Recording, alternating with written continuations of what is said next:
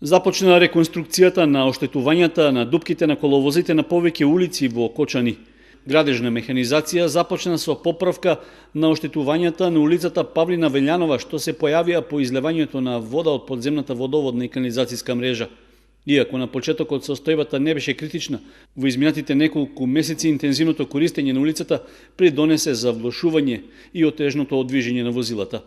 Токму на крстосницата со Димитар Влахов, што се наоѓа на влезот во градот, коловозот на оваа сообраќајница беше оштетен и подигнат, па за да ги избегнат дупките и нерамниот коловоз, возачите беа принудени неправилно да влегуваат во крстосницата.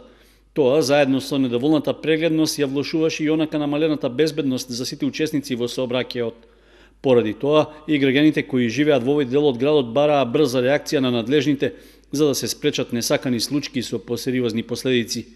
Работници и механизација од предпријатието Битем од Скопје, кое ја доби тендерската постапка, го расчистуваат и гребат оштетениот асфалтен слој, а по подготовката на теренот ќе биде поставен нов асфалт. Слична интервенција од општина Кочани најавуваат и на други улици, каде асфалтот е сериозно оштетен и се загрозува безбедноста во сообраќајот. Меѓу приоритетните се улиците 14-та бригада, Гоце Делчев, Крак од Питу Гули и други.